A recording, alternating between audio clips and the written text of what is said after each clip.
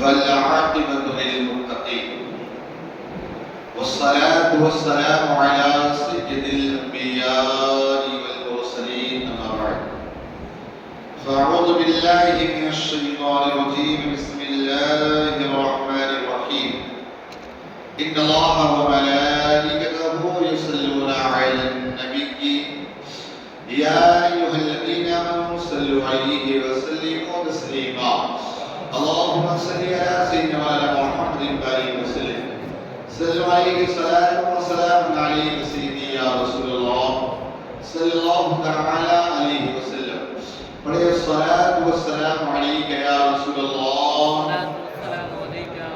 الصلاة والسلام عليك يا حبيب الله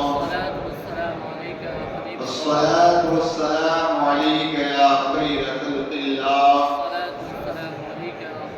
وعلى آلك وصحابك يا نور الله صلى الله تعالى عليه وسلم بسم الله الرحمن الرحيم بسم الله دخلت وعليه توكلت ونويت سنة الاعتكاف بسم الله الرحمن الرحيم وإن خفتم ألا تقسطوا في اليتامى فانكحوا ما طاب لكم من النساء مثنى وثلاث ورباع فإن خفتم ألا تعدلوا فواحدة أو ما ملكت أيمانكم ذلك أدنى ألا تعولوا اور اگر تمہیں اندیشہ ہو کہ یتیم لڑکیوں میں انصاف نہ کرو گے تو نکاح میں لاؤ جو عورتیں تمہیں خوش آئیں، دو دو، تین تین اور چار چار۔ پھر اگر ڈرو کہ وہ دو بیویوں کو برابر نہ رکھ سکو گے، ایک ہی کرو کنیز جن کی تو تم مالک ہو، یہ اس سے زیادہ قریب ہے کہ تم سے ظلم نہ ہو۔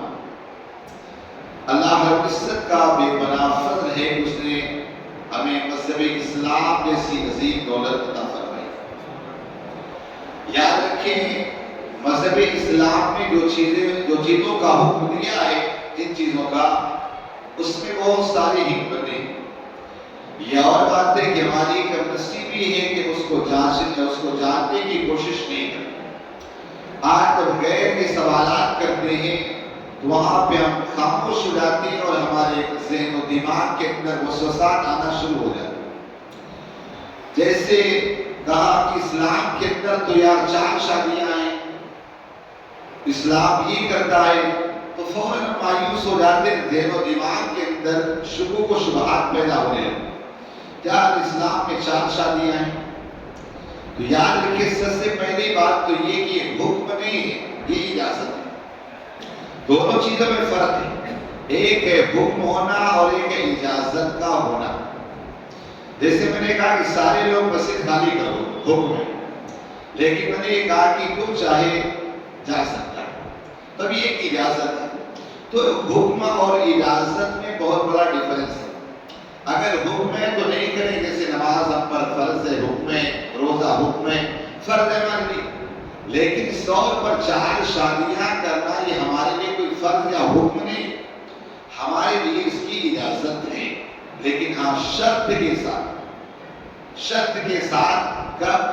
اگر تم کے درمیان انصاف کر سکو تو آپ کے لیے اجازت ہے۔ اگر 2 بیویاں آپ نے رکھا اور انصاف نہیں کر پا رہے، ایک زیادہ خوبصورت اس کے پاس زیادہ جا رہے، ایک کم خوبصورت اس کے پاس نہیں جا رہے، یا جو باریاں مقرر ہونا چاہیے وہ نہیں، یا اسے اچھا لباس دے رہا ہے، اسے اچھا نہیں دے رہا ہے، تو اس طور پر نہیں چل سکتا ہے۔ اگر آپ کے نکاح میں ہیں، اگر ایک سے زیادہ یعنی 2 یا 3 یا 4، اگر سب میں انصاف کر سکتے ہو تو کرو۔ لیکن آج آرام سے کہہ دیا جائے اسلام میں تو 4 شادیاں، بھائی کس نے شادی کرنے کے لیے 4 کہا؟ اور دوسری بات یہ کہ کوئی بھی چیز ہونا اس کا کوئی نہ کوئی بیک گراؤنڈ ہوتا ہے، کسی تناظر میں یا اس کا ایک ماحول ہوتا ہے۔ آپ دیکھیے کہ آیت کریمہ نازل ہوئی اس زمانے کے اکثر لوگ 10 10 20 20 30 30 شادیاں کیا، ایک تو نہیں کرتے، 10 20 25 50 100 تک کا لوگوں نے قول کیا ہے کہ 100 ان کے پاس بیویاں رہتی، اور ان کا مقصد یہ ہوتا تھا کہ جتنی بیویاں ہوں گے اتنے بچے پیدا ہوں گے اور میرا کٹمب قبیلہ بڑھتا چلا جائے گا۔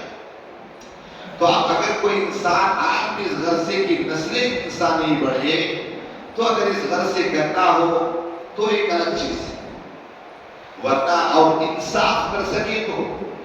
لیکن آج وہ ہوتا کیا ہے کہ فوراً انسان کرے 4 نکاح 4 نکاح 4 نکاح، یہ نہیں ہے بھائی، کس نے کہہ دیا؟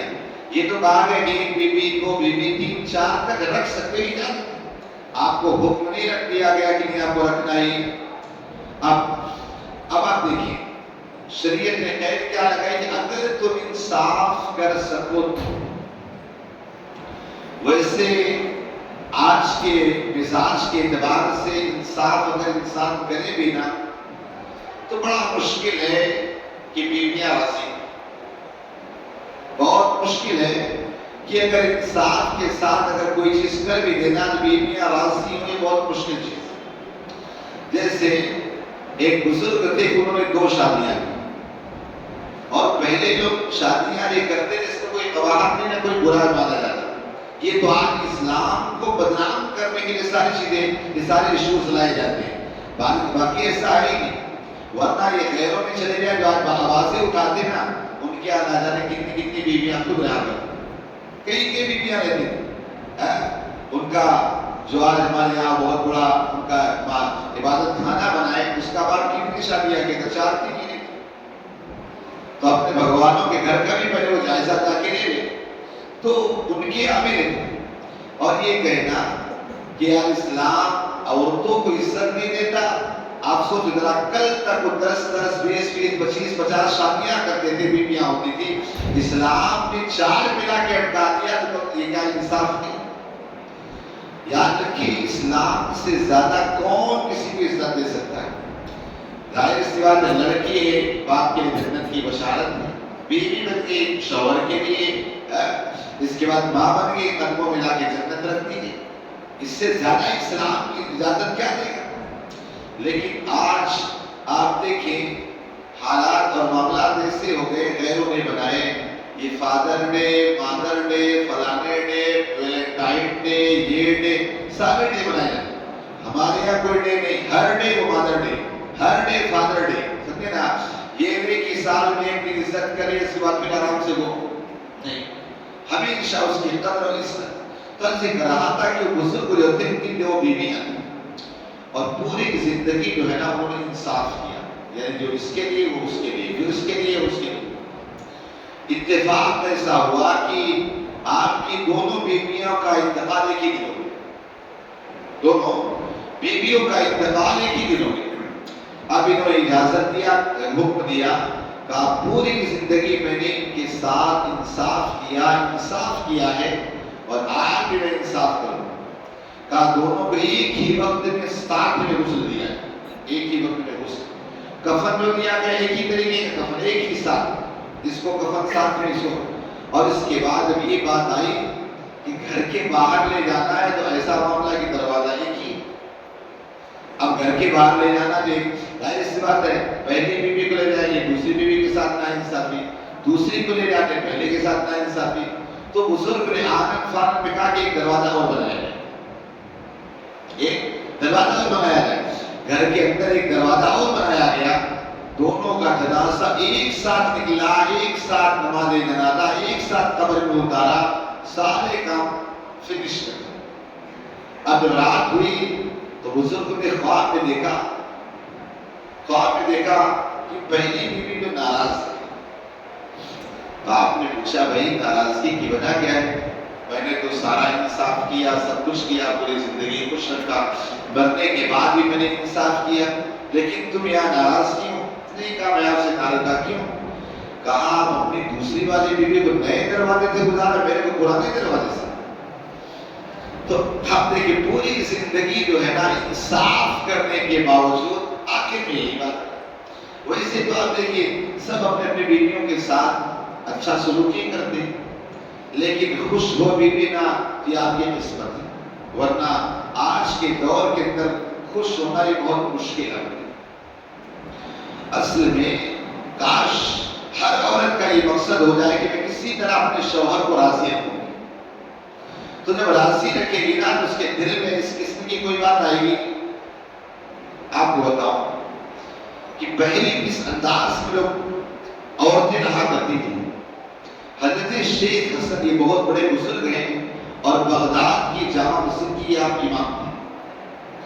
ابھی بغداد کی جامع مسجد میں امامت کرتے تھے، درس و تدریس، جو کہ پہلے اس طور پر باضابطہ طور پر مدارس نہیں تھے تو آپ مسجد میں ہی درس دیا کرتے تھے.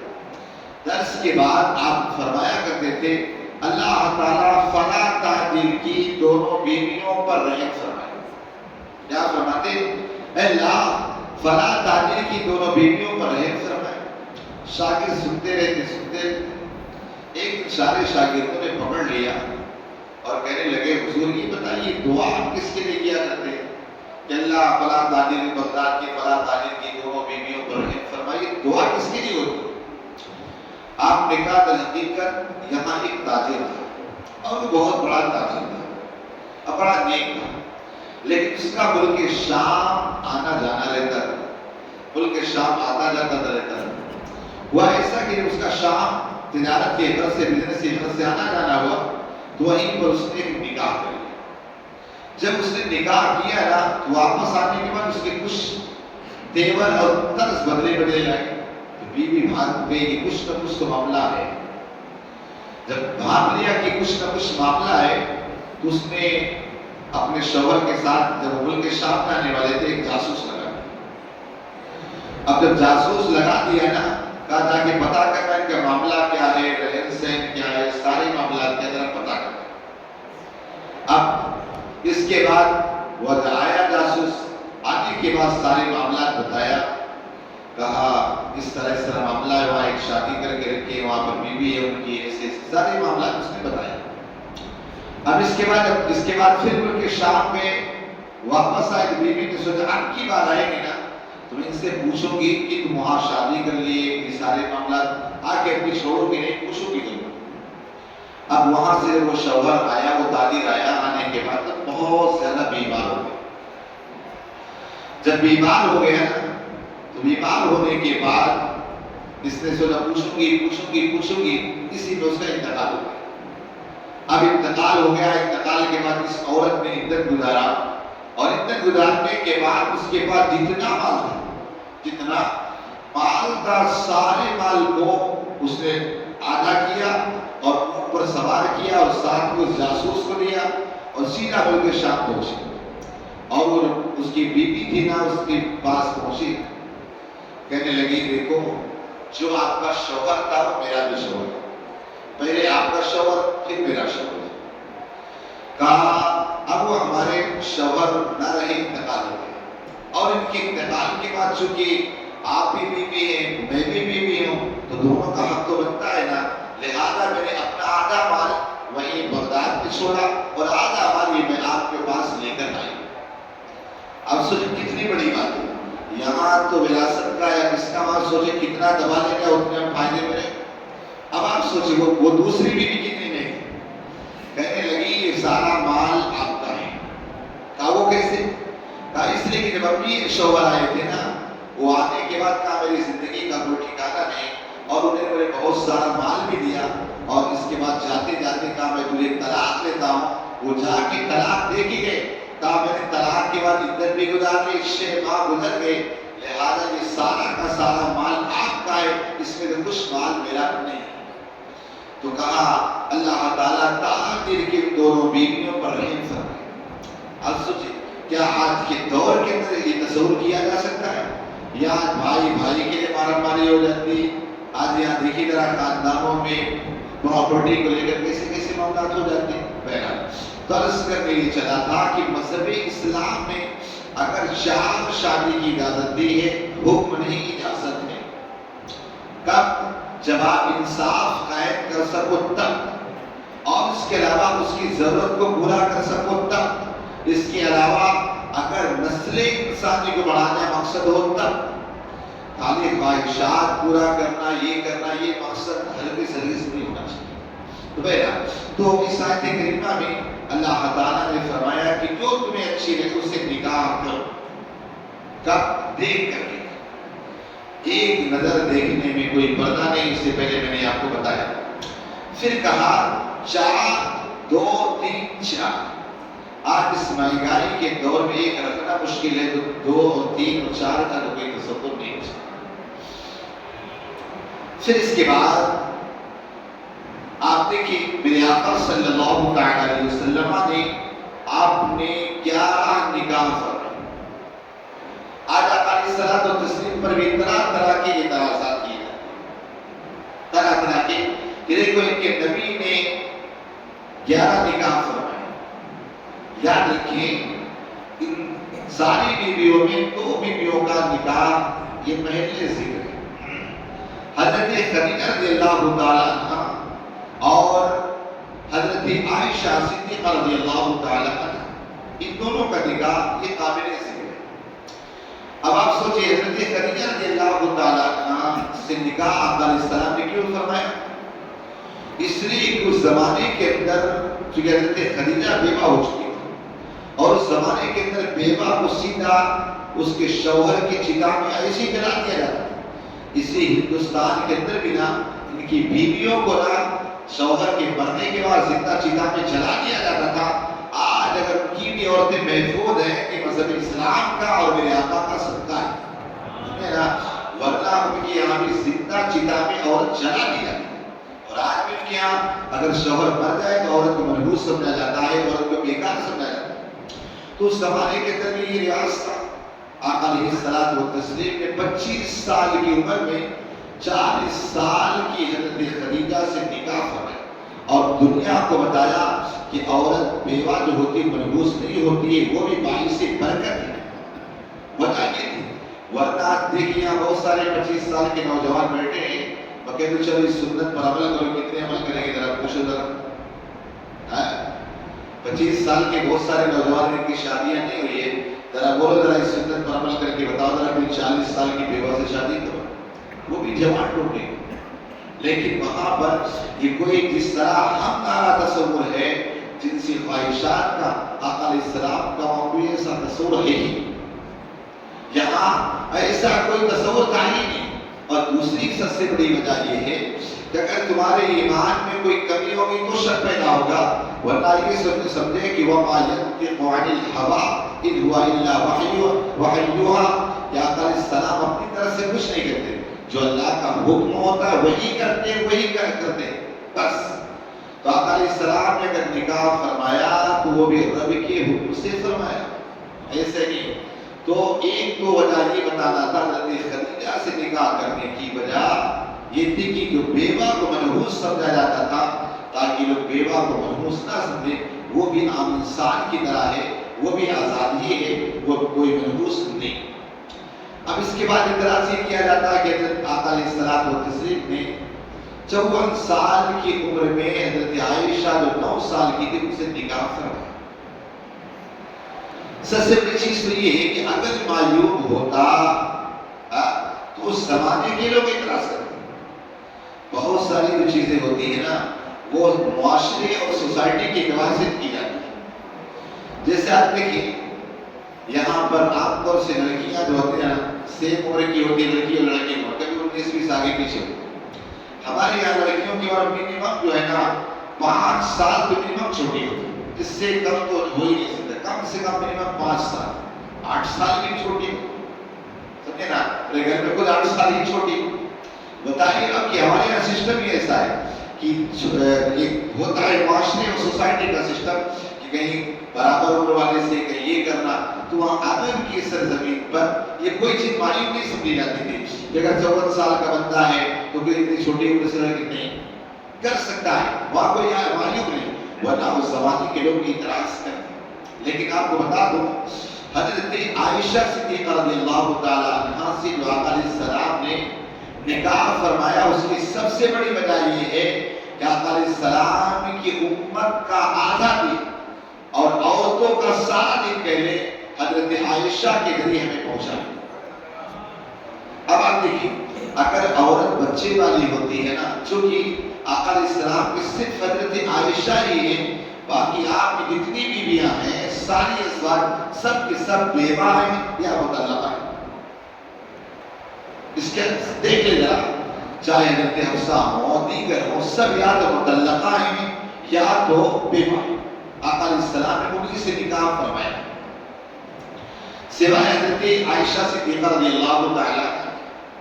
آپ دیکھیں اگر کنواری لڑکی ہوتی وہ ذہین بہت ہوتی، لڑکیاں آج بھی آپ دیکھتے نا لڑکوں سے 6% لڑکیوں کی ہوتی، پڑھنے میں بڑی فاسٹ بڑی تیز، چونکہ مائنڈ جو ہوتا ہے نا وہ تیز ہوتا ہے کنواری بنا، اور جب وہی لڑکیاں شادی ہو جائے تو پھر اس طرح کا دماغ نہیں رہے گا۔ تو چونکہ آقا علیہ الصلوۃ والتسلیم کی عورت امت کی عورتوں کا عادت تھی، اور بلکہ امت کا عادت تھی حضرت عائشہ کے ذریعے پہنچانا تھا، تو حضرت عائشہ کنواری سے اسے نہیں کیا تاکہ ساری باتوں کو حضرت عائشہ یاد کر کے اس امت تک پہنچا دی۔ تنہا حضرت عائشہ سے جو میں نے پڑھا ہے غالباً 5000 سے زائد حضرت عائشہ سے حدیث پاک روایت کی ہے۔ یہاں 40 حدیث پاک یاد کرنے میں جنت کی بشارت اور جنت نے کیا کیا بشارت اور شفاعت کی، آپ مجھے بتائیں یہاں ذکر بیٹھے کسی کو یاد ہے؟ 4 حدیث یاد رکھنا یہ مشکل، اور کہاں 5000 حدیث پاک۔ تو آقا علیہ الصلوۃ والتسلیم نے حضرت عائشہ کو جو جو بتایا وہ ساری یاد باتوں کو یاد کر کر کے وقتاً فوقاً اس امت تک پہنچا دی۔ تو حضرت عائشہ رضی اللہ تعالیٰ عنہ سے کوئی جنسی خواہشات یا ایسے معاملات کے لیے آقا علیہ الصلوۃ والتسلیم نکاح نہیں فرمایا، صرف اس امت کو دین پہنچانا تھا تاکہ دین کی باتیں پہنچیں۔ آج آپ سنتے رہتے ہیں کتنی ایسی حدیث پاک ہیں حضرت عائشہ سے روایت ہے، حضرت عائشہ ان کے مقابلے میں آپ دیکھیں جلدی دوسری جو ہے نا بیویوں سے آپ کو نہیں ملے گا، کہیں کہ حضرت ام سلمہ سے روایت مل جائے، باقی آپ کو جلدی ایسی روایت نہ ملے گی کہ دوسری بیویوں سے روایتیں ملے۔ زیادہ تر روایتیں جو آپ کو ملے گی وہ حضرت عائشہ صدیقہ رضی اللہ تعالیٰ عنہ۔ اسی طرح پر آپ دیکھیں آقا علیہ الصلوۃ والتسلیم نے حضرت جویریہ سے نکاح فرمایا۔ یہ جویریہ جو تھی نا یہ فارس کے غالباً بادشاہ کی بیٹی تھی، نکاح مطلب شادی کے اعتبار سے ہو چکی تھی۔ تو جب یہ آئی نا تو آقا علیہ الصلوۃ والتسلیم نے، چونکہ عرب کا معاملہ یہ تھا کہ جمائی کیا بولتے ہیں آپ داماد کو، جمائی اس کی قدر جو ہے نا سارے قبیلے والے کرتے، جیسا آج ہوتا ہے نا جمائی کس خاندان کا تو سارے لوگ عزت کرتے کہ جمائی ہے، تو اسی طور پر سارے قبیلے والے جو ہے نا وہ احترام کرتے۔ تو آقا علیہ الصلوۃ والتسلیم بہت ساری عورتوں سے قبیلوں کی عورتوں سے اس نے نکاح فرمایا تاکہ سارے قبیلے والے سرنڈر ہو جائے، سب کے سب ایمان لیں۔ حضرت ام سلمہ سے نکاح فرمایا، آپ کا سارا قبیلہ اسلام قبول کر لے گا۔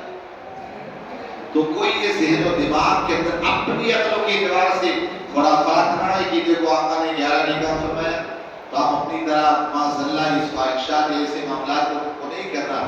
وہاں خواہشات کا کوئی معاملہ ہے ہی نہیں، کوئی خواہشات، صرف اللہ کی رضا ہی مقصود ہے، لہذا یہ ذہن و دماغ میں نہ آئے۔ اور یہ بھی یاد رکھیں کہ اسلام نے 4 شادی کا حکم نہیں دیا بلکہ اجازت دی۔ کیا ہے؟ اجازت۔ اگر آپ کے ساتھ ایسے معاملات پیش آ جائیں، کرنے کی ضرورت پیش آئے تو، اور وہ بھی شرط کیا ہے؟ سب میں عدل و انصاف کر سکے، سب میں انصاف کرے۔